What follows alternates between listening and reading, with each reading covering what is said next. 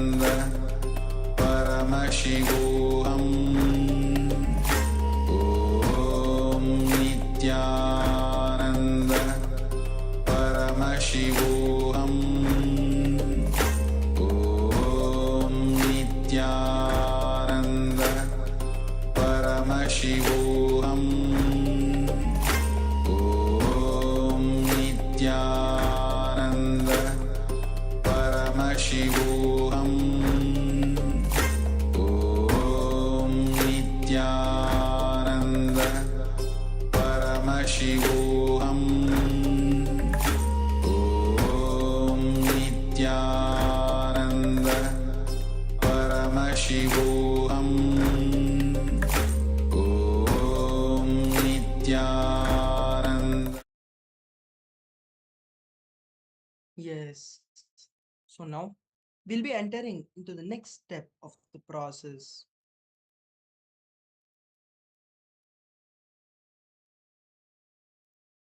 So bring the Dhruva grass or the Atmalinga to your heart center and declare completion with all the incompletions you have related to your heart and all the incompletions you have. If you do not have your Atmalinga also, visualize the energy in your heart center.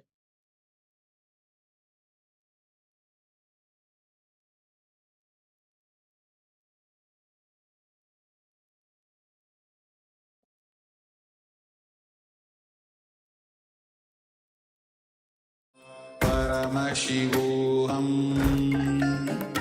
Om Nithyananda Paramashivoham Om Nithyananda Paramashivoham Om Nithyananda Paramashivoham Om Nithyananda Paramashivoham Om Nithyananda Paramashivoham Om Nithyananda Paramashivoham Om Nithyananda Paramashivoham Om Nithyananda Paramashivoham Om Nithyananda Paramashivoham Om Nithyananda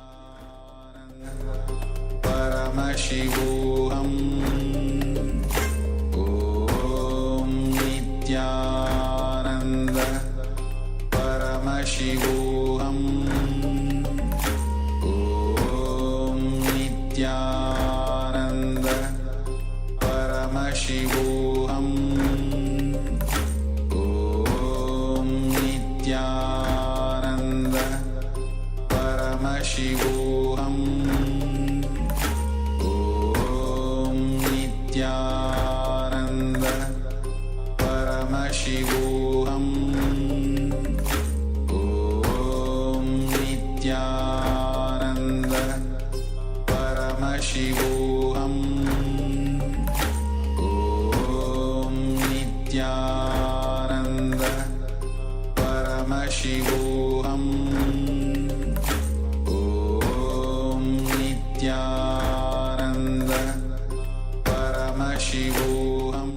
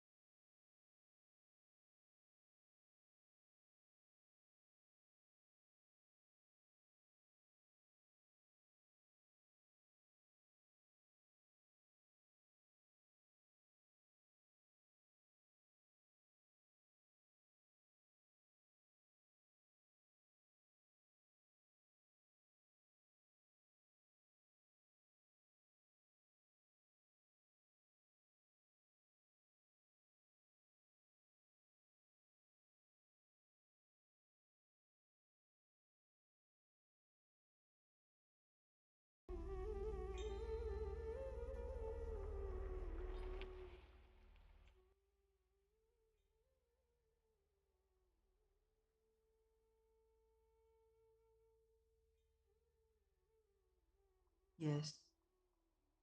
No. No. Keep the Dhruva grass in your navel center and declare completion with all the biomemory related to your being, your very being.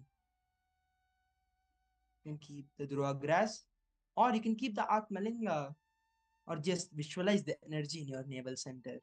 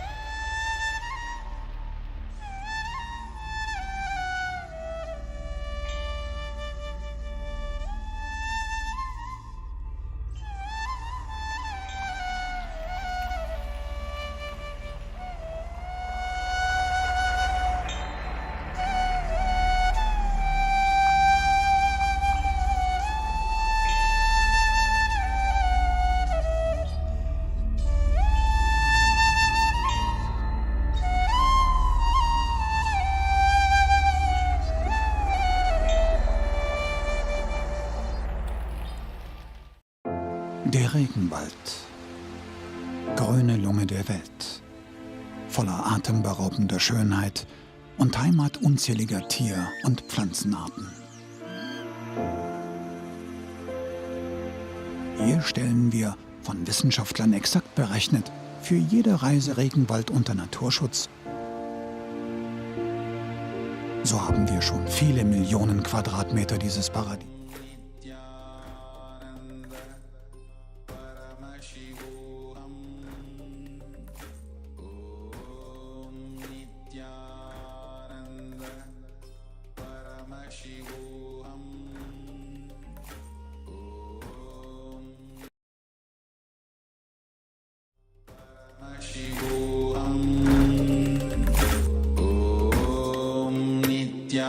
Nithyananda Paramashivoham Om Nithyananda Paramashivoham Om Nithyananda Paramashivoham Om Nithyananda Paramashivoham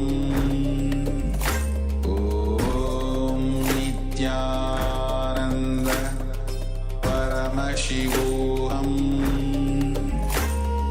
Om Nithyananda Paramashivoham Om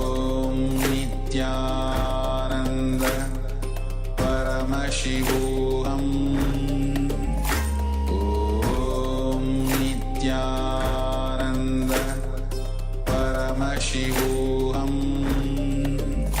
Om Nithyananda Paramashivoham Om Nithyananda Paramashivoham Om Nithyananda Paramashivoham Om Nithyananda Paramashivoham Om Nithyananda Paramashivoham Om Nithyananda Paramashivoham Om Nithyananda Paramashivoham Om Nithyananda Paramashivoham Om Nithyananda Paramashivoham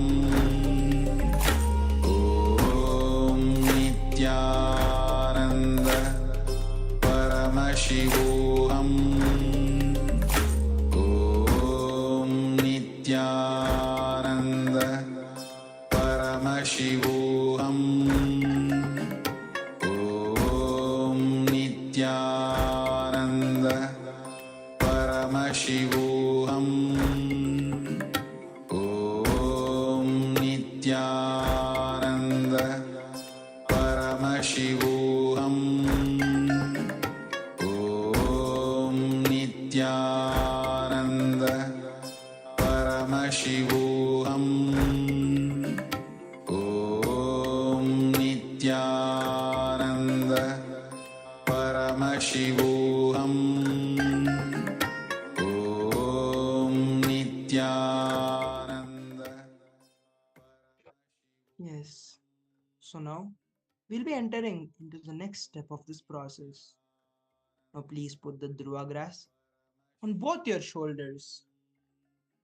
Put the left hand on the right shoulder. Now declare completion with all your incompletions, whether it is known or unknown. Declare completion with all the incompletions, conscious or unconscious, whichever is stored in your muscle memory, bio memory, on both the shoulders related to your actions. Declare completions. So split Dhruva grass into two and keep it like this on your opposite shoulders. Or visualize the energy points on your shoulder and visualize the healing happening completely.